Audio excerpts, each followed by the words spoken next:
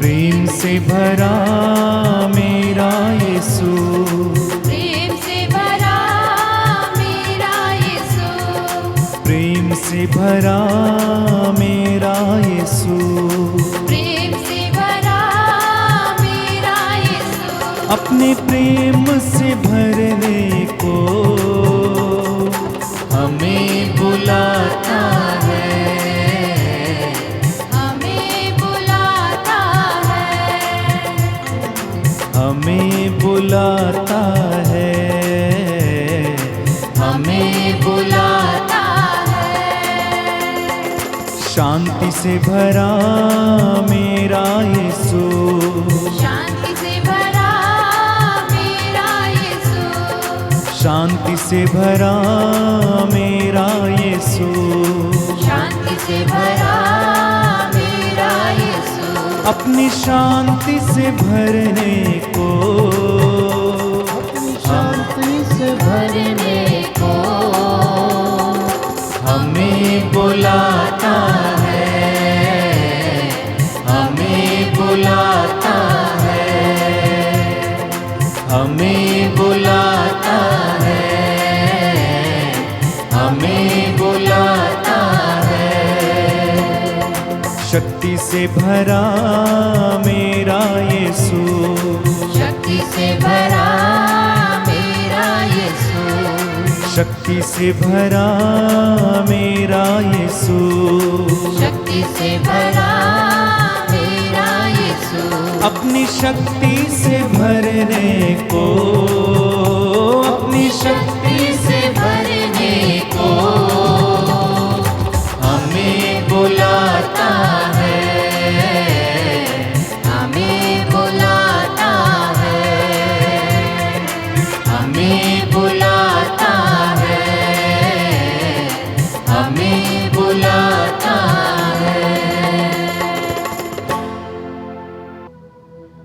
सबको जय यीशु की। जय यीशु की। फिर एक बार मैं आप सबों का इस महान बलिदान में स्वागत करता हूँ। कितना आनंद की बात है, खुशी की बात है कि हम सभी आज के प्रातःकाल में प्रभु के द्वार में एकत्रित हुए हैं इस महान बलिदान को चढ़ाने के लिए।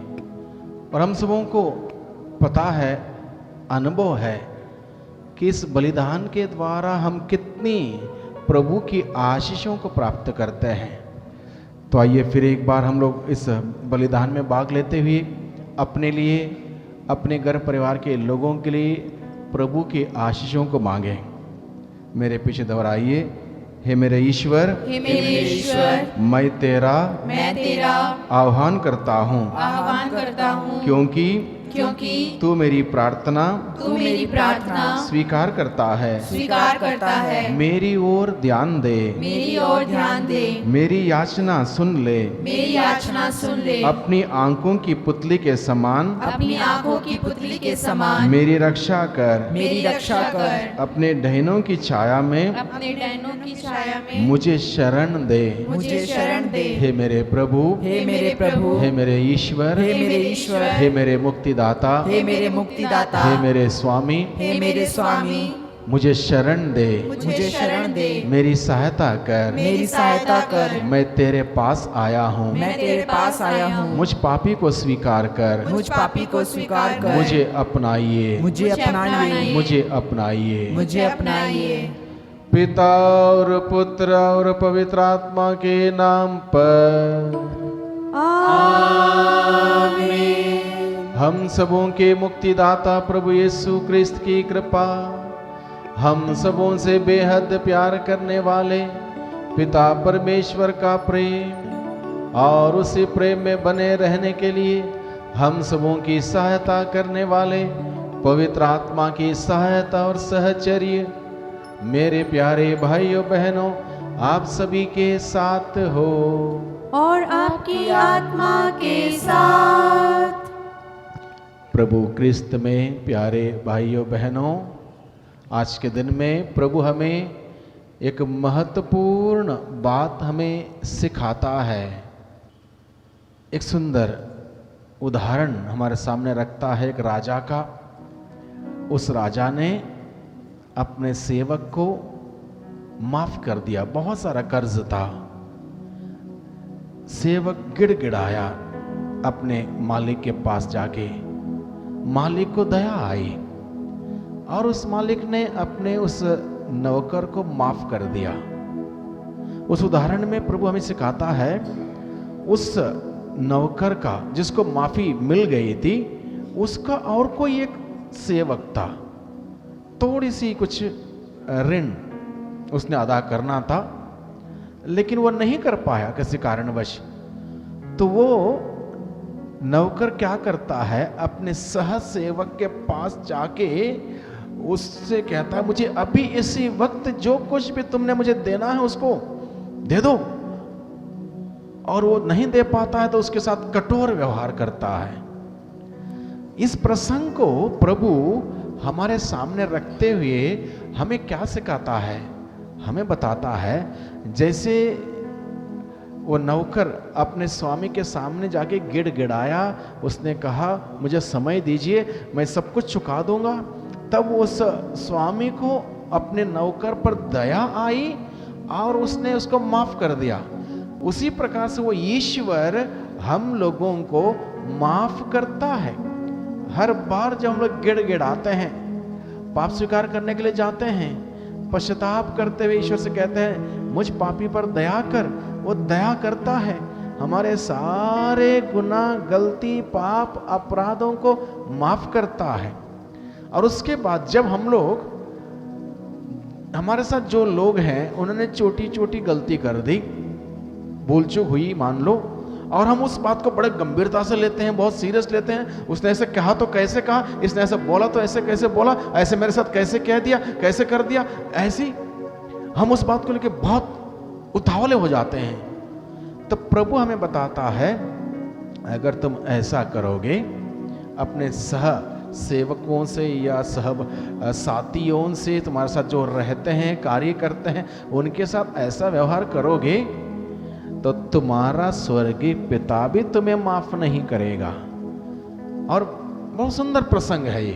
पेतरुस जाता है प्रभु के पास इस सवाल के साथ, प्रभु यदि मेरा भाई मेरे विरुद्ध अपराध करे तो मैं कितनी बार उसको माफी दूं? 7 बार। पेतरुस ने सोचा 7 बार बोलने से प्रभु प्रसन्न होगा, बहुत ज्यादा हो गया 7 बार, इसलिए 7 बार माफ करूं। प्रभु कहता है मैं तुमसे ये नहीं कहता हूं 7 बार तक, मैं तुमसे ये कहता हूं 70 गुना 7 बार, विच मीन्स अनगिनत बार, अनगिनत बार। जितनी बार तुम्हारा भाई गलती करते हुए तुम्हारे पास आके कहे भाई मुझसे गलती हुई, मुझे माफ कर दो, तो प्रभु का आदेश, प्रभु का संदेश हम सबों के लिए क्या है कि हम उसको माफ करें, क्योंकि प्रभु हमें अनगिनत बार हमें माफ करता है। उनको माफ करने की बात प्रभु हमें आज के दिन में सिखाता है। आइए हम प्रभु से माफी मांगे। इस वक्त हम इस बलिदान को चढ़ाने वाले हैं। इस बलिदान को चढ़ाने के लिए हम योग्य नहीं हैं। हमें, हमारे अंदर पाप है, गुनाह है, गलती है, अपराध है, वो कितने हैं हमको स्वयं पता नहीं। इसलिए बड़े विनम्रता के साथ अपने हाथों को जोड़ते हुए, सिर को झुकाते हुए हमारी गलतियों को, पापों को स्वीकार करें, माफी मांगे, जिससे कि हम सबों के द्वारा चढ़ाया हुआ यह बलिदान पिता परमेश्वर को पसंद आवे और इस बलिदान के द्वारा हम सबों को बहुतायत की आशीष मिले।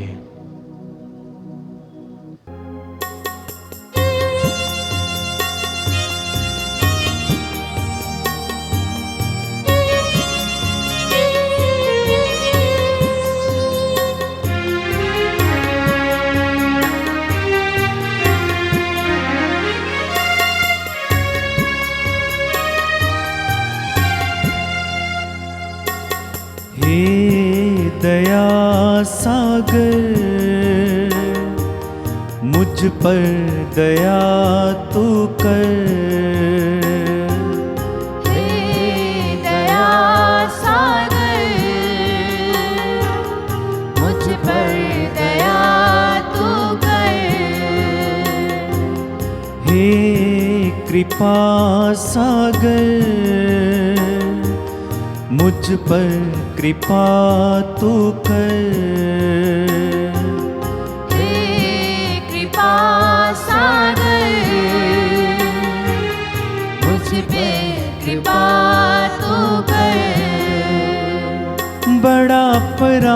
अपराधी हूँ, अज्ञानी हूँ, इसके लिए शर्मिंदा हूँ। बड़ा अपराधी हूँ, अज्ञानी हूँ, इसके लिए शर्मिंदा हूँ। हे दया सागर, मुझ पर दया तू कर। हे दया सागर, मुझ पर दया तू कर। हे कृपा सागर, मुझ पर कृपा तू कर। हे कृपा सागर, मुझ पर कृपा तू कर।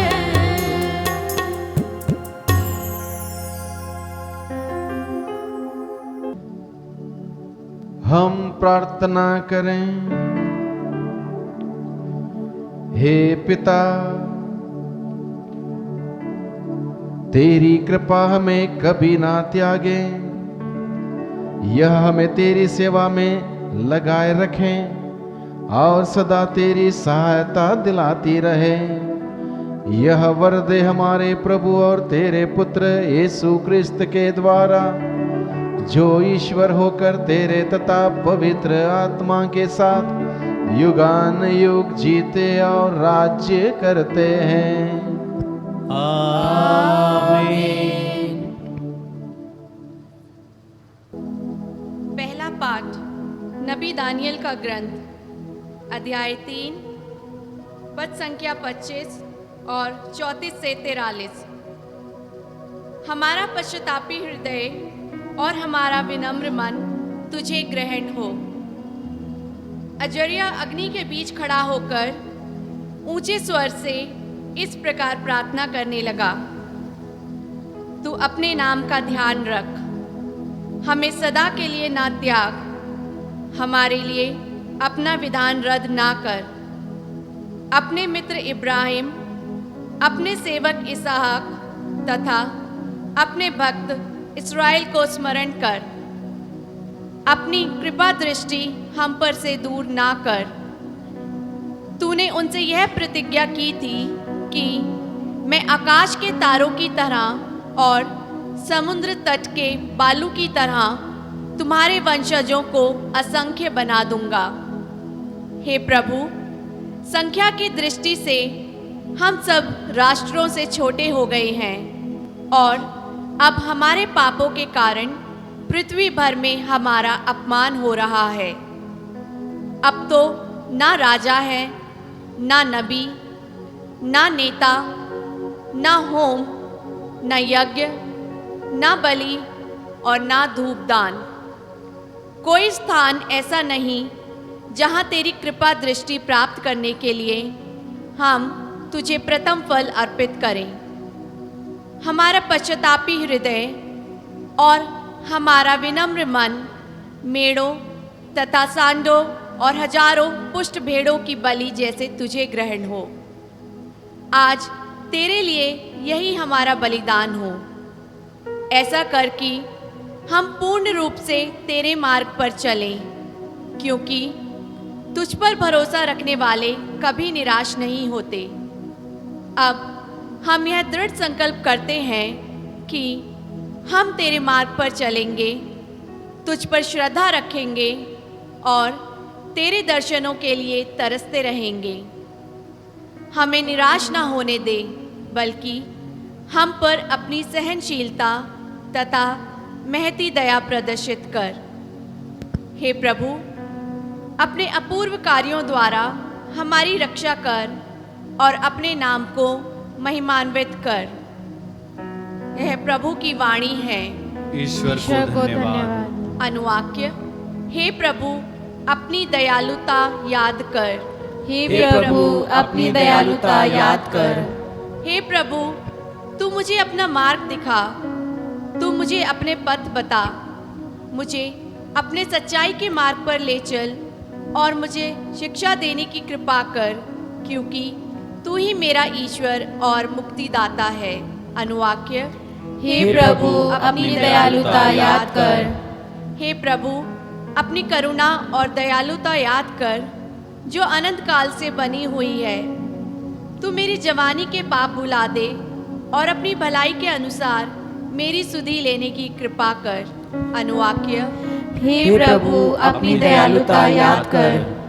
प्रभु भला और न्यायी है, वह पापियों को मार्ग पर लाता है। वह दीनों को सन्मार्ग पर ले चलता और पथ दलितों को अपना मार्ग बताता है। अनुवाक्य। हे प्रभु अपनी दयालुता याद कर। जय घोष। प्रभु कहता है, सारे हृदय से मेरे पास लौट आओ और मैं प्रेम पूर्वक तुम पर दया करूंगा।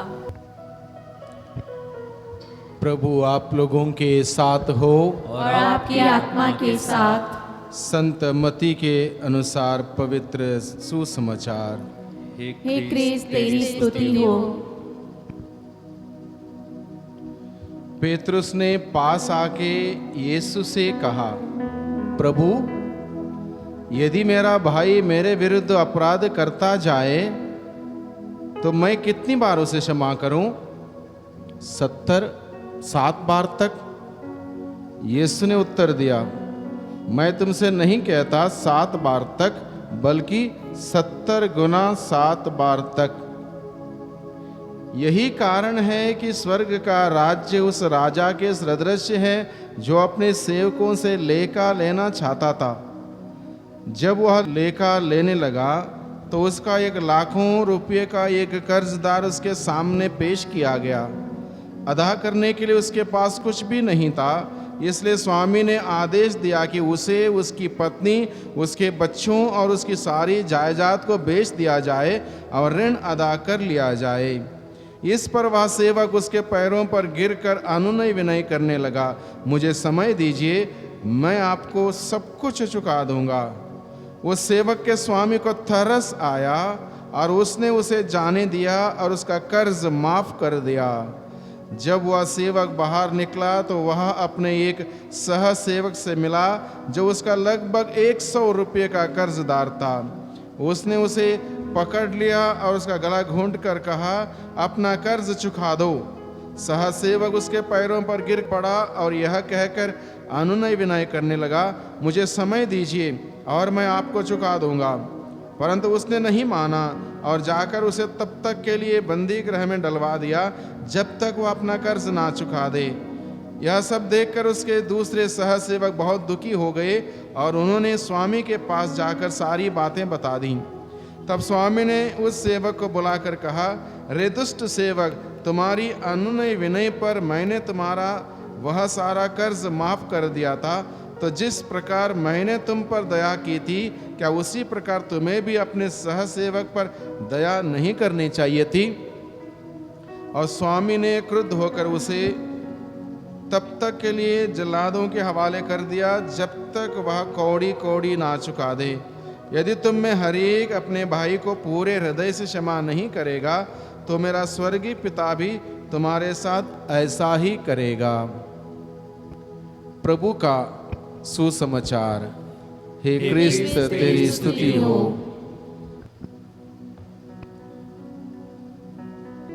प्रभु क्रिस्त में प्यारे भाइयों बहनों, प्रभु के बहुत ही शक्तिशाली सामर्थ्यवान वचनों को हमने आज के दिन में सुना। बहुत स्ट्रांगली प्रभु हम सबों का आज के दिन में हम सबों से बातें करता है एक विशेष मुद्दे को लेकर। मुद्दा क्या है? Unforgiveness, not ready to forgive someone, holding some grudge against someone, not ready to get down. हम लोग होल्ड ऑन करते हैं, हम उसको छोड़ेंगे नहीं, माफ नहीं करेंगे, बात नहीं करेंगे, मुझसे मेरा कोई रिश्ता नहीं है। ऐसी स्टेटमेंट करते हुए, ऐसी बातें बोलते हुए हम लोग एक प्रकार से रिजिड हो जाते हैं, कठोर हो जाते हैं। और इसलिए प्रभु हमें आज के दिन में हमें समझाता है, अपने वचन के द्वारा। हम सभी सोचें एक मिनट, अगर ईश्वर हमारे साथ भी ऐसा कठोर होकर कठोरता का व्यवहार करें, तो हम में से कौन होगा जो ईश्वर के सामने टिक पाएगा? सुबह से लेकर शाम तक के सारी चीजों पर अगर हम देखें कितनी गलतियां हमने की हैं, कितनी भूल चूक की हैं, कितनी गलती आदत के अनुसार की हैं, कितनी गलती यूं ही हम लोगों ने कर रखी हैं।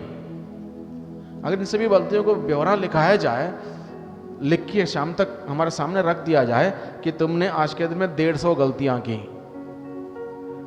और उसके लिए हमको माफी ना मिले ईश्वर से, ईश्वर हमसे कठोर व्यवहार करे, हमसे क्रुद्ध हो जाए, हिसाब मांगे, सवाल करे, कैसी गलती कर दी आपने, ऐसे कैसे हो गया, तुम इतने साल से ईसाई हो, इतने साल से बाइबल पढ़ते हो, इतने साल से तुम मिस्सा में जाते हो, मिस्सा में भाग लेते हो, इतनी धर्म शिक्षा तुमको मिली, ऐसी गलती की कैसे तुमने? अगर प्रभु पूछेगा तो क्या जवाब हम देंगे? इसलिए प्रभु हम सबों को ऐसी बात पर विचार करने के लिए हमें बुलाता है, ऐसी बात पर विचार करने के लिए प्रभु हमें बुलाते। इसलिए सुंदर उदाहरण, दो अलग अलग लोगों का उदाहरण हमारे सामने रखता है। एक राजा और उसका नौकर, दो लोगों का उदाहरण। राजा उदारता दिखाता है, तरस खाता है, दया दिखाता है, माफ करता है। दूसरा, माफी लेने के बावजूद, दया ग्रहण करने के बावजूद, तरस उसको मिला तब भी अपने आप में झुकने को तैयार नहीं, वो कठोर बना रहता है। ये दो लोगों का अलग अलग व्यक्तित्व तुम्हारे सामने रखते हुए प्रभु हमें बताता है कि हमें उदारता का स्वभाव धारण करने की जरूरत है। तरस खाना है, हमें दया दिखाना है, दया के कार्य हमें करने हैं। कोई किसी ने गलती कर दी, क्यों उस गलती को और बड़ा करना है, कैसे गलती हुई, क्यों गलती हुई, उसका सवाल करना, उसको परेशान करना। प्रभु हमें माफी देता है, बार बार माफ करता है। यह है प्रभु का प्रेम हम सबों के प्रति। अगर प्रभु हमें इस प्रकार से माफ करता है तो हम क्यों ना माफ करें, क्यों ना हम क्षमा करें। प्रभु हमें आज के वचन के द्वारा हमें सिखाता है। प्रवक्ता ग्रंथ अध्याय 28 पद संख्या 2 में प्रभु का वचन कहता है, अपने पड़ोसी का अपराध क्षमा कर दो और प्रार्थना करने पर तुम्हारे पाप क्षमा किए जाएंगे। कितनी सुंदर बात है कि प्रभु कहता है प्रवक्ता ग्रंथ के माध्यम से अध्याय 28 पद संख्या 2 में, अपने पड़ोसी का अपराध क्षमा कर दो और प्रार्थना करने पर ईश्वर तुम्हारे अपराधों को क्षमा कर देगा। यानी कि पहले हमें कार्य करना है माफी देने का, अपने पड़ोसी को माफ करने का कार्य अगर करेंगे तब प्रार्थना करने पर ईश्वर मेरा अपराध क्षमा करेगा। कितनी गहराई की बात देखिए, सोचिए इस बात को। आगे क्या लिखा है उसी प्रवक्ता ग्रंथ अध्याय 28 पद संख्या 3 में लिखा है, यदि कोई अपने मन में दूसरों पर क्रोध बनाए रखता है तो वह प्रभु से क्षमा की आशा कैसे कर सकता है। अगर मैं किसी के प्रति गुस्सा रखता हूँ, ईर्ष्या रखता हूँ, बदले की भावना रखता हूँ, जलन की बातें रखता हूँ और मैं गुस्सा बनाए रखता हूँ, मुझे बहुत गुस्सा आता है इस व्यक्ति से या उस व्यक्ति से, और ये सब दिमाग में रखता हूँ, तो मैं प्रभु से माफी की अपेक्षा कैसे कर सकता हूँ? पॉसिबल ही नहीं है।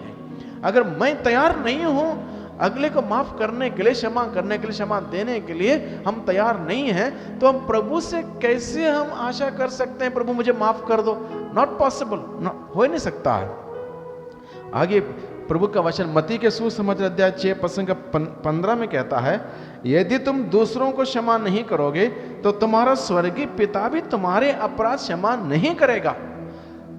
मैथ्यू 6:15, यदि तुम दूसरों को क्षमा नहीं करोगे तो तुम्हारा स्वर्गीय पिता भी तुम्हें क्षमा नहीं करेगा। If I don't forgive someone, in that case God also is not going to forgive me. Very clear, logical statement. If I don't do this, I can't expect God to do this to me. If I don't forgive that person, I can't ask God to forgive me. It's very clear. When I do this, when I show mercy to that person and I forgive that person from my heart, then only I have the right to ask God to forgive me.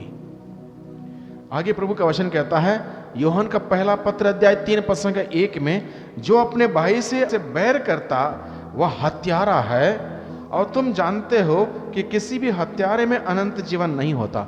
जो अपने भाई से बैर करता है, गुस्सा रखता है, ईर्ष्या रखता है, बदले की भावना रखता है, उसका नुकसान करने के सोच में, ताक में है, वह एक प्रकार का हत्यारा है, और हत्यारे को अनंत जीवन नहीं मिलता।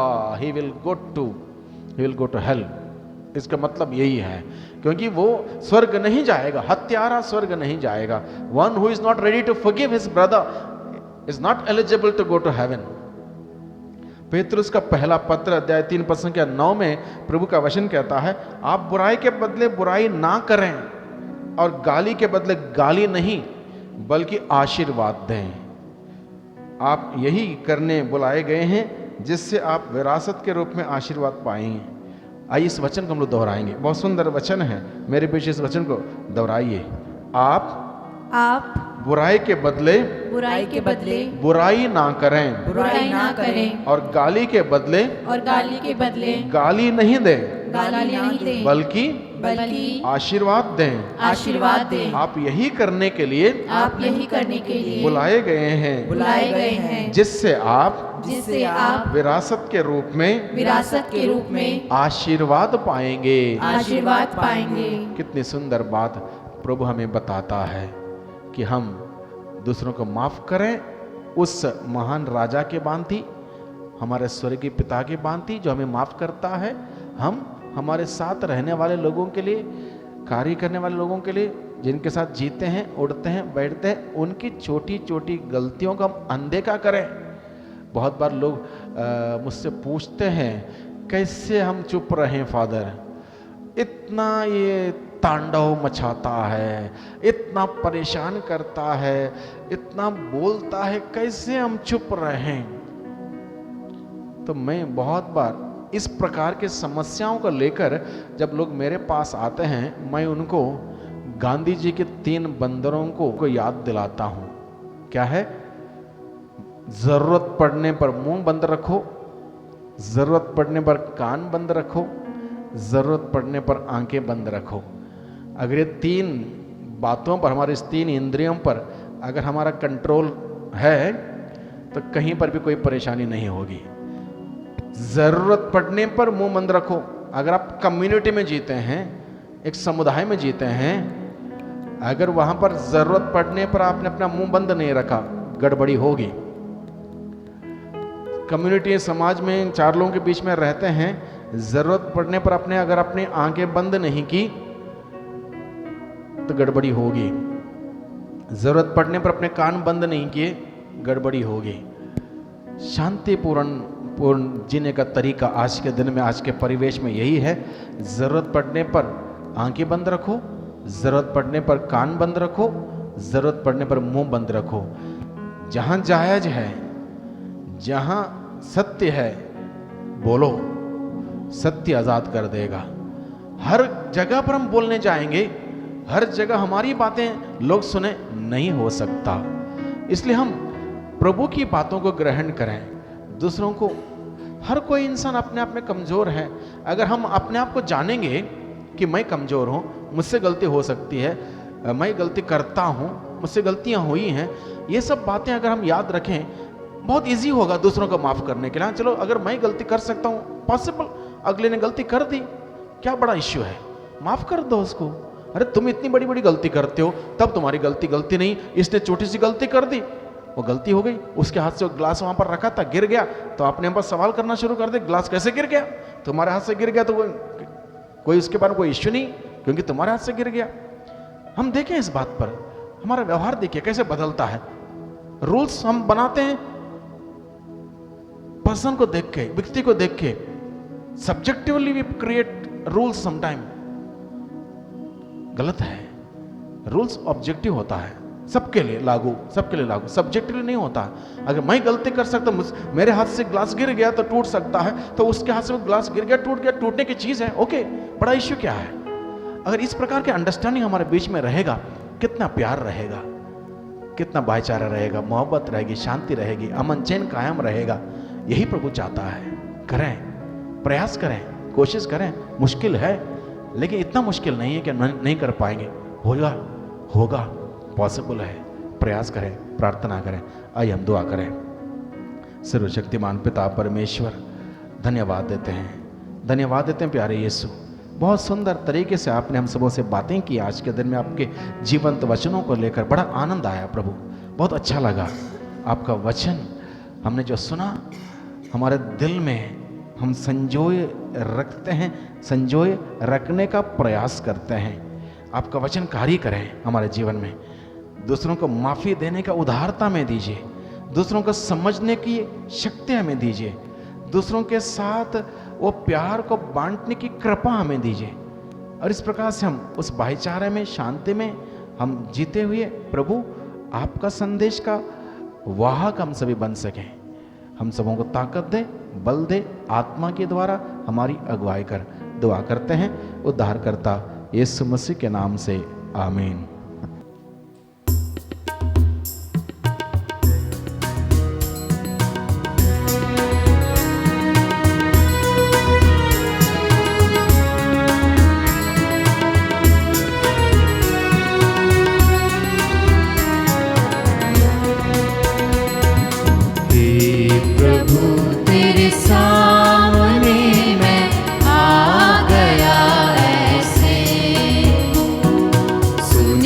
तो कोई चला आया जैसे, कोई तोहफा तेरे लिए लाऊं मैं कैसे। हे प्रभु तेरे सामने मैं आ गया ऐसे, सुने हाथ तो कोई चला आया जैसे, कोई तोहफा तेरे लिए लाऊं मैं कैसे। मेरा ये जीवन, मेरा ये तन मन, सांसें हैं मेरी तुझसे। तूने किया जो, मुझको दिया जो, वैसा ना होगा मुझसे। तेरा कहना किया, जैसे तूने चाहा ना मैं वैसे जिया।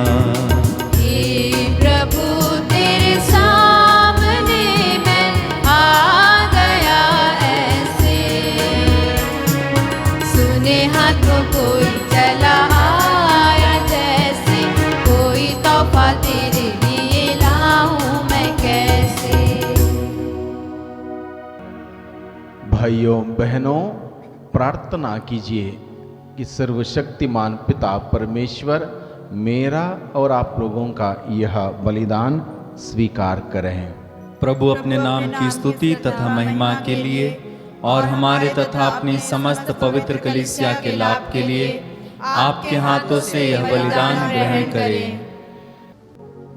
हे प्रभु, हमें ऐसी कृपा दे कि यह मुक्तिदायी बलि हमारे पापों से हमें विशुद्ध करें और तेरे सम्मुख हमारा प्रायश्चित बने। ऐसी कृपा कर हमारे प्रभु क्रिस्त के द्वारा।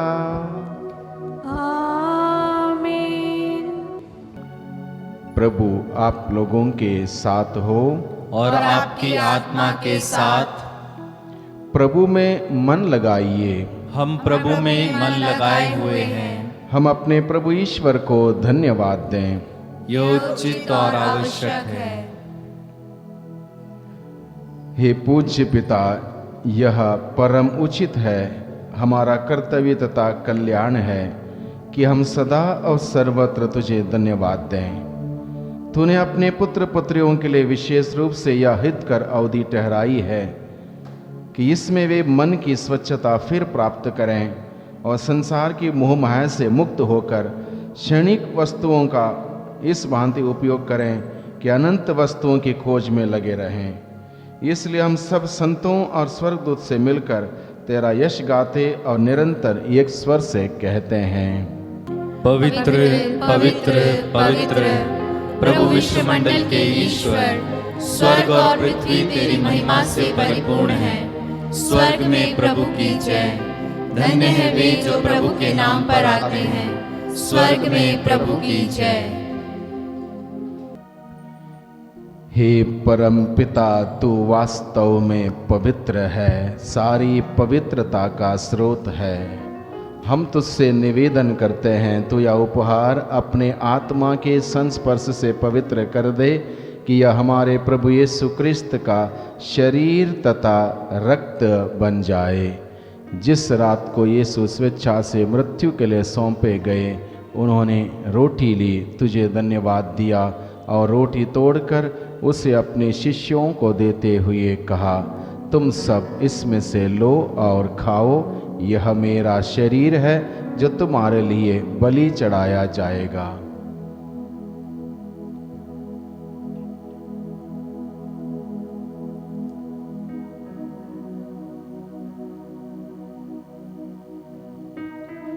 इसी भांति भोजन के बाद उन्होंने कटोरा लिया, तुझे धन्यवाद दिया और उसे अपने शिष्यों को देते हुए कहा, तुम सब इसे लो और पियो, यह मेरे रक्त का कटोरा है, नवीन और अनंत व्यवस्थान का रक्त, जो तुम्हारे और बहुतों के पापों की क्षमा के लिए बहाया जाएगा। तुम मेरी स्मृति में यह किया करो।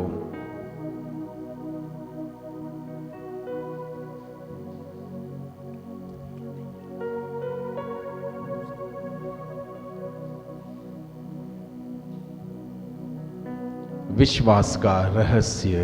प्रभु ने मरकर हमें अमर बनाया और पुनर्जीवित होकर हमें जीवन दान दिया। इससे हम उनके पुनरागमन तक घोषित करते रहेंगे। हे पवित्र पिता, यह आज्ञा मानकर हम अपने प्रभु की मृत्यु और पुनरुत्थान की स्मृति में तुझे जीवन की रोटी और मुक्ति का कटोरा चढ़ाते हैं। हम तुझे धन्यवाद देते हैं कि तूने हमें अपने सम्मुख उपस्थित होने और अपनी सेवा करने का सौभाग्य प्रदान किया है।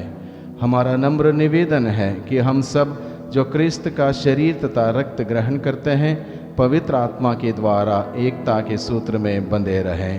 प्रभुवर हमारे संत पिता फ्रांसिस, हमारे धर्माध्यक्ष इग्नेशियस और सभी याजकों के साथ विश्व भर में फैली अपनी कलीसिया की सुधि ले तथा इसे प्रेम में सिद्ध बना दे। हे प्रभु, हमारे उन भाई बहनों की भी सुधि ले जो पुनरुत्थान की आशा में परलोक सिधार चुके हैं। उन्हें और सभी मृतकों को अपने पुण्य दर्शन का सौभाग्य प्रदान कर हम सब पर दया की दृष्टि डाल कि हम भी अनंत जीवन के सहभागी बने और ईश्वर की माता धन्य कुंवारी मरियम, प्रेरितगण और सब संतों के साथ जो युग युग में तेरे विश्वस्त सेवक सेविकाएं बने रहें, तेरा स्तुति गान कर सकें तेरे पुत्र यीशु क्रिस्त के द्वारा। इन्हीं प्रभु क्रिस्त के द्वारा, इन्हीं के साथ और इन्हीं में, हे सर्वशक्तिमान पिता परमेश्वर, पवित्र आत्मा के साथ सारा गौरव तथा सम्मान युगानुयुग तेरा ही है। आमीन, आमीन, आमीन।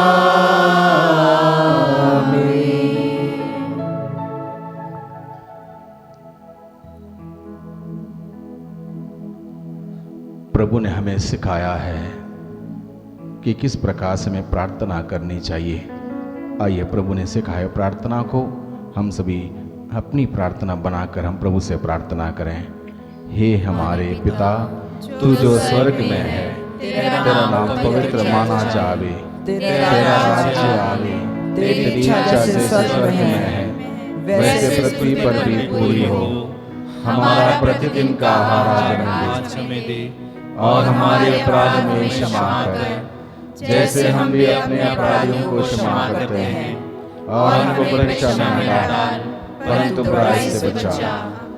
हे प्रभु, हम तुझसे प्रार्थना करते हैं सभी प्रकार के बुराइयों से, बुरे सोच से, विचारों से, कार्यों से, संगतियों से, बुरे शक्ति के आक्रमण से, रोग, बीमारी, तनाव, चिंता, समस्या, दुर्घटना, आलस्यपन, निराशा, घमंड और महामारी से हम सबों को सदाई बचाए रख और इस जीवन में हमें कृपा पूर्वक शांति प्रदान कर।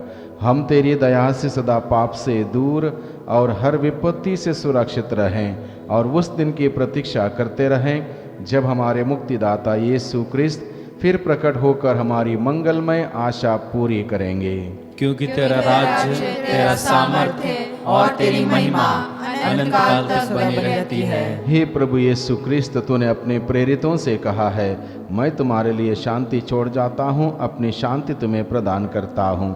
तू हमारे पापों पर नहीं, अपनी कलीसिया के विश्वास पर दृष्टि डाल और उसे शांति तथा एकता प्रदान कर, तू जो युगानुयुग जीता और राज्य करता है। आमीन। प्रभु की शांति आप सबों के साथ रहे और आपकी आत्मा के साथ भी। परस्पर प्रेम भाव रखें। जय यीशु।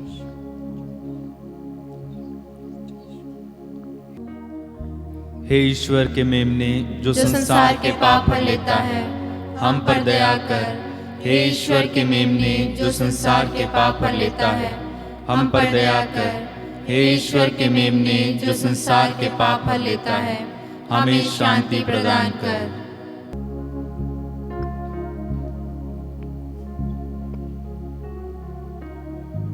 देखिए ईश्वर का मेमना, इन्हें देखिए जो संसार का पाप हर लेता है।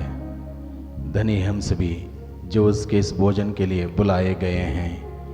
हे प्रभु, मैं इस योग्य नहीं हूँ कि आप मेरे यहाँ आए, किंतु एक शब्द कह दीजिए और मेरी आत्मा चंगी हो जाएगी।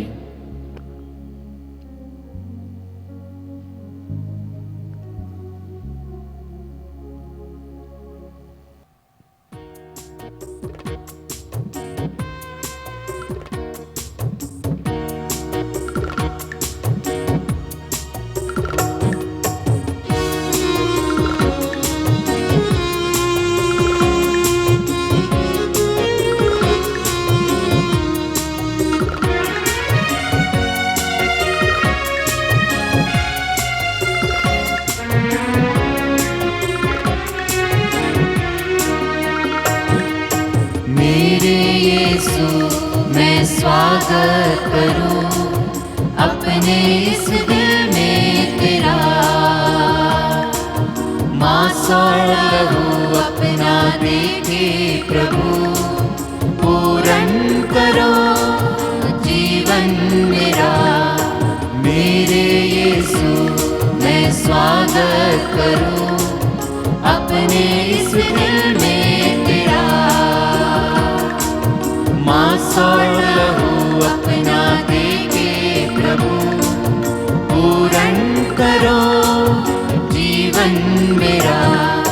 भूखे जो आए थे सुनने वचन, तूने उन्हें भोजन दिया।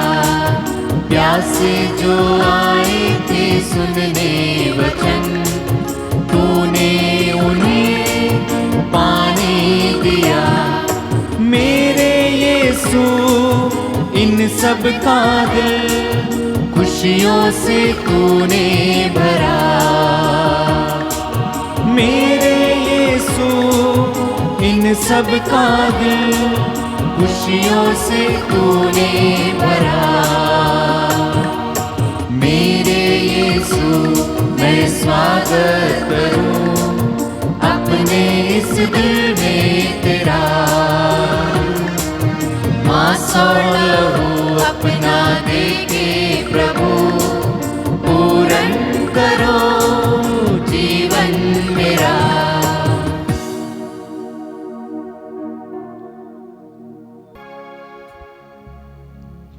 हम सभी कुछ देर मौन रूप से बिताएं।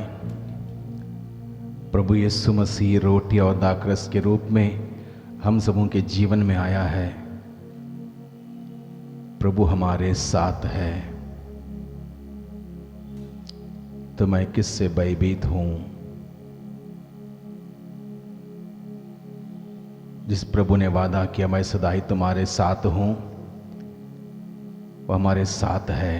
इस वक्त पवित्र संस्कार के माध्यम से हमारे जीवन में आया है।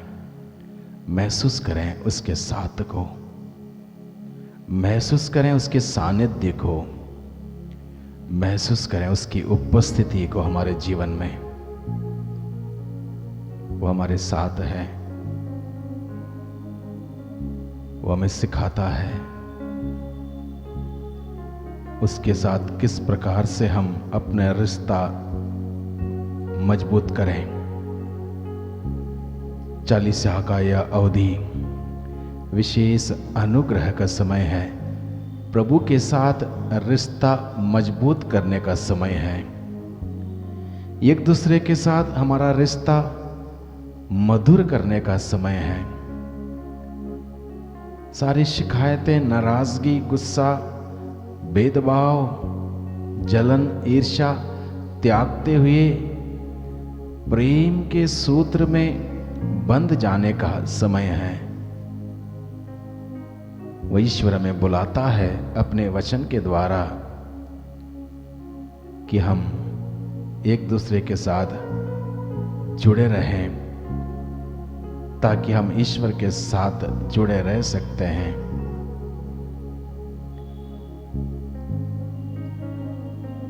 प्रभु हमें ताकत देगा, बल देगा, शक्ति देगा, सामर्थ्य देगा। हम प्रभु से बल मांगे। हम प्रार्थना करें। हे पिता, इस पावन संस्कार में भाग लेने से हमें नई प्रेरणा प्राप्त हो। यह संस्कार हमें प्रायश्चित के साथ साथ सुरक्षा भी प्रदान करें। यह वर दे हमारे प्रभु क्रिस्त के द्वारा। आमीन। प्रभु आप लोगों के साथ हो और आपकी आत्मा के साथ भी। सर्वशक्तिमान ईश्वर पिता, पुत्र और पवित्र आत्मा आप सबों को आशीर्वाद प्रदान करें। आमीन। आप लोग विदा लें। मिस्सा संपन्न हुआ। ईश्वर को धन्यवाद।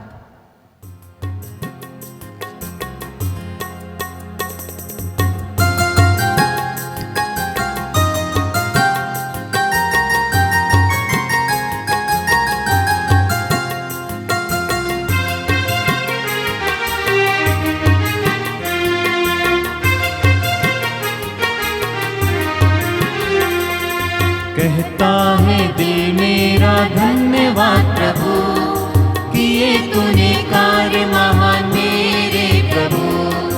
कहता है दिल मेरा धन्यवाद प्रभु, किए तूने कार्य महान मेरे प्रभु। तूने चुना एक निर्बल को, तूने चुना एक निर्बल को, कैसे कहूँ धन्यवाद मेरे प्रभु, कैसे कहूँ धन्यवाद मेरे प्रभु। कहता है दिल मेरा धन्यवाद प्रभु, किए तूने कार्य महान मेरे प्रभु। कहता है दिल मेरा धन्यवाद प्रभु, किए तूने कार्य महान मेरे प्रभु। तूने दिया जीवन नया, तूने दिया एक जीवन नया। लाखों बार धन्यवाद मेरे प्रभु, लाखों बार धन्यवाद।